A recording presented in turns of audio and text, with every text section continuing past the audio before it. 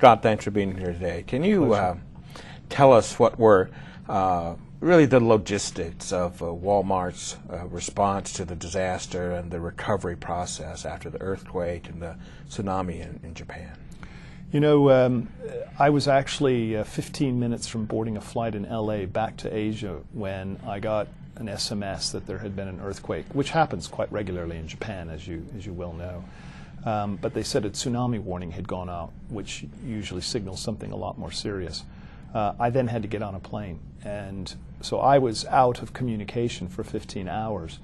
And when I landed, already our emergency response centers in Tokyo, Hong Kong, our region office, and the home office in Bentonville had been activated, and a lot of progress had been made, but not nearly the progress I would have expected after 15 hours. And I think that the lesson in all of this is that, you know, when I was leading Asia for my previous company, when the earthquake happened in 2004 and the tsunami that killed hundreds of thousands in Southeast Asia, there was this kind of expectation of lesser developed economically countries. Of course, it takes more time in order to be able to do recovery.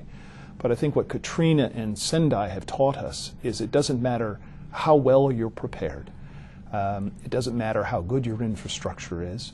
It doesn't matter your economic wealth. No one can be prepared for the challenges, mainly logistical, that occur. And so although in the first 15 hours we had kicked off some pretty serious streams of work on, first and foremost, associate safety, trying to just locate our nearly 2,000 people there. The second was around relief and emergency supply and what we thought we could do to try and bring aid to all the affected citizens. And the third was just assessing. We had 26 stores there. What happened to the stores? Are they there? The distribution centers, were any washed away? Because we had 2 stores that were within the 3-kilometer tsunami path.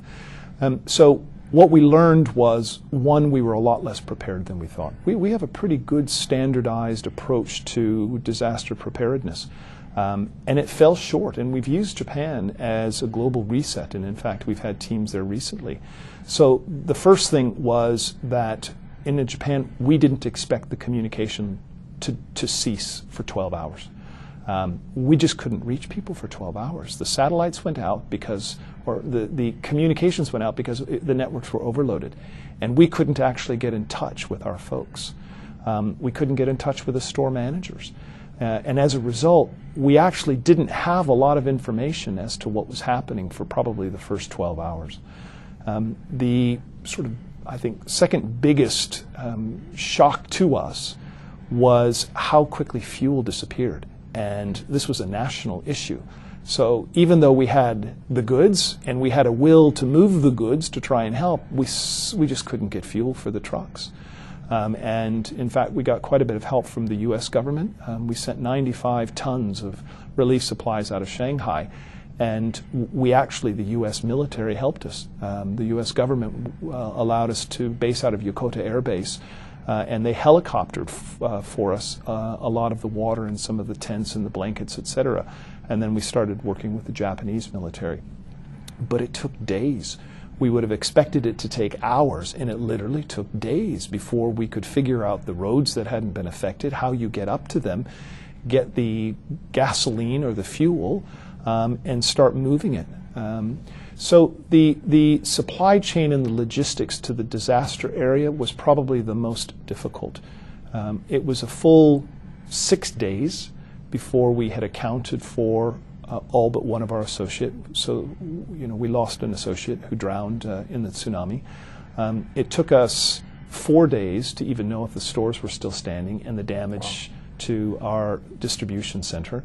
2 of the stores were so badly devastated by the tsunami that we basically had to gut them. One has reopened, one we still will not reopen until actually Saturday.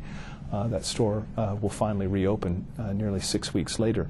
In terms of the actual relief, we, I think, are proud of one thing, and I think it's a global lesson for I don't care what the economy is.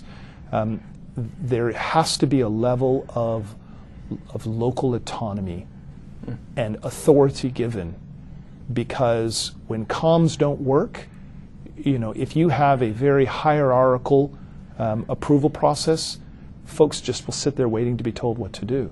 And in the first 12 hours, our store managers got together and they made the decision. We had no electricity. We have a rule that if there is an earthquake, you're not allowed to leave customers and associates back into the store. Frankly, it wouldn't have mattered because the cash registers didn't work, etc. They just started giving away all of the water that they had in stock and all of the produce and all of the ready-to-eat meals that they knew in 24 hours would not be sellable anyway, and started giving it away. And we gave away nearly $1 million in the first several days of goods that were in those stores. We couldn't operate because there was no electricity, and you just can't possibly operate normally. They did that without formal authority. They did this without having gone up the chain and gotten approval. They just did it because they knew it was the right thing to do. We didn't necessarily have a formal policy to that effect, but we're starting to come up with a more formal policy to store managers, such that if a community is desperately in need of just basic food and sustenance, they're allowed to donate that on behalf of the company because it's the right thing to do. So I'm pleased by how much effort went in the early days to support the relief supply at a local level. And then globally, we actually stepped up. We made a $5 million within days commitment to relief supplies from the Walmart Foundation. A lot of that was blankets and tents and in the form of cash. We did a lot of work and are still doing a lot of work to support our associates. I think 50 of them's homes have been washed away.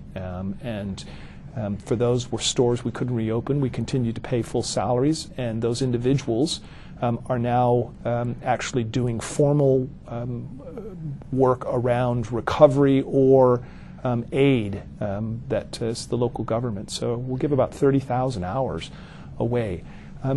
It's all sort of it's the right thing to do when you're a member of the community like we are, but it did not happen in as systematic a way as I wish it could have, and that's to me one of the big lessons. This was the Sendai fault line. This is the Tohoku, the North fault line. This was not the Kanto fault line. There's a much threatened earthquake in Tokyo that's been talked about for decades. The last one was 26. It's usually happened about every 70 years for the last 400 or 500 years.